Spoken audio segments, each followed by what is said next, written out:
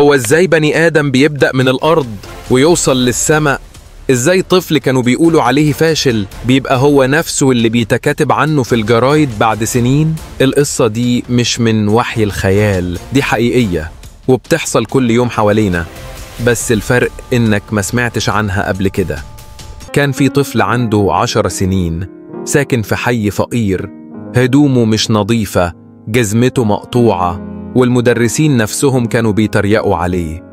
كل الناس شافوه حمل تقيل على أمه بعد ما أبوه سابه وهرب، بس هو كان ساكت بس جواه صوت بيصرخ: أنا هبقى حاجة، هتشوفوني وهتندموا على كل كلمة.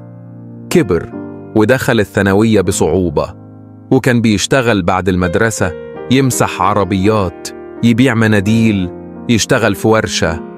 وكان دايما الناس تقول: يا ابني شوف لك شغل، الدراسة مش ليك.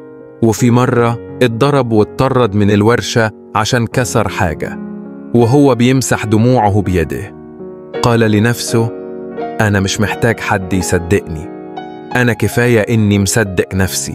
في يوم وهو بيقلب في موبايل قديم لقى كورس مجاني على الإنترنت لتعلم البرمجة. ما فهمش حاجة في الأول، بس قرر يتحدى نفسه. كان بينام ساعتين بس، وباقي اليوم يتعلم، يطبق، يشتغل على نفسه. بعد سنة عمل أول تطبيق ليه وباعه ب$50.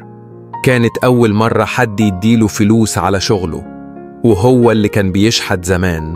اتعلم أكتر، خد شهادات أونلاين، بدأ يشتغل فريلانس، وفي خلال 3 سنين بقى عنده شركة صغيرة خاصة بيه بيشغل فيها شباب زيه كانوا بيتقالهم زمان: مفيش منك فايدة. ولما رجع الحتة اللي اتربى فيها، الناس خرجت تبص عليه من الشبابيك اللي كانوا بيضحكوا عليه، بقوا بيسلموا عليه وبيقولوا له: كنا عارفين إنك هتطلع راجل.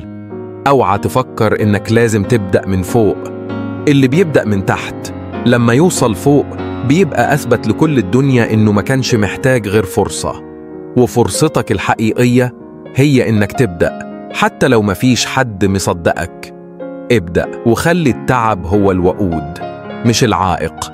وكل مرة تقع اوعى تنسى اللي اتكتب عليه يكون قليل، ممكن يبقى أكتر واحد يغير العالم.